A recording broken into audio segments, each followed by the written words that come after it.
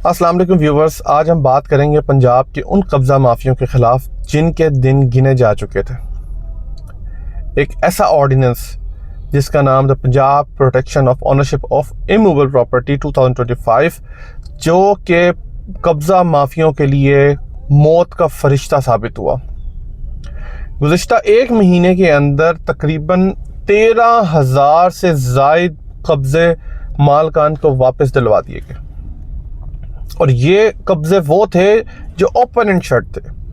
बाप मर गया, बहन की विरासत है, पार्टनर्स हैं, उनमें से किसी एक का हिस्सा है। ये वो केसेस थे जिनके अंदर कोई डिस्प्यूट नहीं था और साल से अदालतों में लोग जलील हो रहे थे, कोई 30 साल से, कोई 40 साल से, कोई 50 साल से। और इस ऑर्डिनेंस की मदद से एग्जीक्यूटिव बॉडी ने इनको दिनों में हल किया। मेरा एक क्लाइंट आज गया और परसों कब्जा लेकर आया 60 कनाल का जंग में।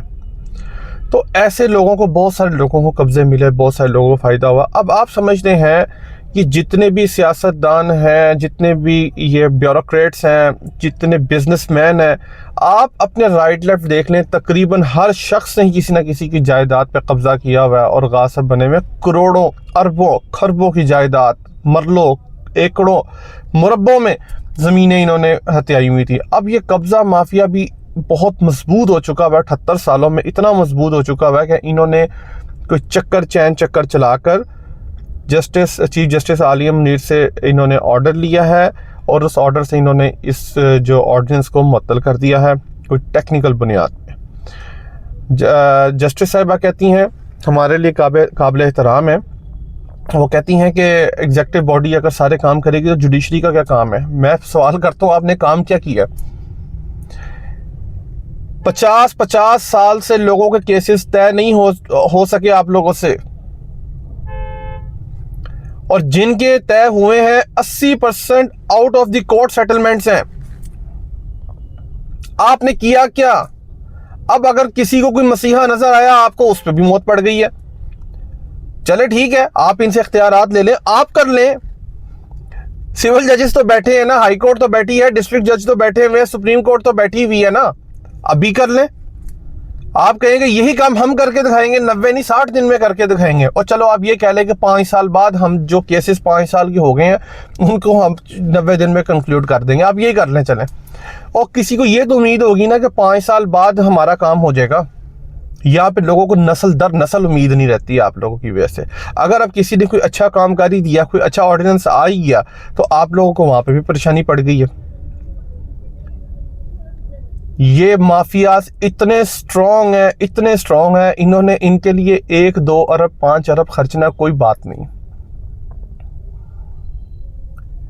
ठीक है, ये ऑर्डिनेंस ऐसे नहीं निकला। अब पंजाब की अवाम ने देखा है कि कैसे इन लोगों को कब्जे मिले हैं। वो लोग जिनको कब्जे मिल चुके हैं, या जिनका किसी किस्म का कोई डिस्प्यूट है, या जिनका डिस्प्यूट नहीं है, बीइंग पब्लिक, हर बंदा इसके लिए आवाज उठाए।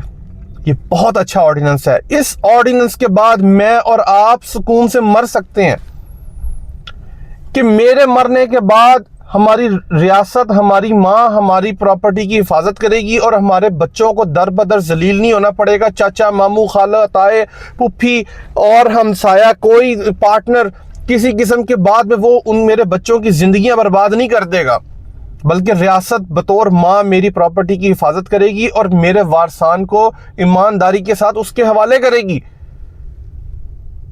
आज इस ऑर्डिनेंस के हक में आवाज उठाएं, और वो लोग जो इसके खिलाफ बोल रहे हैं जाएं देखें, वो सब किसी ना किसी कब्जे के अंदर मुलव्वस होंगे, सब मुलव्वस होंगे।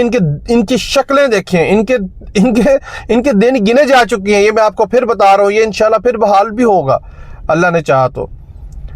आप सबसे गुजारिश है, इसके लिए आवाज उठाएं, इसके हक में आवाज उठाएं। कोई अच्छा काम अगर कोई भी करे, पार्टी, बरादरी और फेवरेटिज्म से बालादर होकर उसके लिए आवाज उठाएं। एक ऐसा काम जिसमें अवाम का भला है, जिसके अंदर मेरा और आपका और हमारी नस्लों का भला है, उसके लिए आवाज उठाएं। ये काम बहुत अच्छा है और इसको लाजमी कारआमद होना चाहिए। नहीं तो चीफ जस्टिस साहिबा आपसे गुजारिश है कि आप 90 दिन के अंदर फैसला करते हैं। हमें कोई ज़रूरत नहीं है पटवारी के मुंह लगने के लिए, डीसी के मुंह लगने के लिए, एसी के मुंह लगने के लिए। आप फैसला करें। आपके पास तो 50-50 साल से केस पड़े हुए हैं ना, चलें उसको अब आप 90 दिन में डिस्प्यूट क्लियर कर दें, 5 साल वाले को कर दें, 2 साल वाले को कर दें, कुछ तो करें ताकि हम आपके साथ स्टैंड करें, हम अपनी जुडिशरी के साथ स्टैंड करें, हम अपने लॉ एंड ऑर्डर के साथ स्टैंड करें, हम अपने कानून के साथ स्टैंड करें, हम अपने काला कोर्ट के साथ स्टैंड करें। हमारी रोजी रोटी मरती है, हम फिर भी इस कानून के साथ हैं। क्यों? अवाम का भला है। जरूर सोचिएगा और इसके लिए आवाज उठाइएगा। वीडियो पसंद आए तो इसको शेयर कीजिएगा। इस वीडियो के थ्रू भी आप अपना पैगाम पहुंचा सकते हैं जी। इसके साथ मुझे इजाजत दीजिएगा। अल्लाह हाफिज़।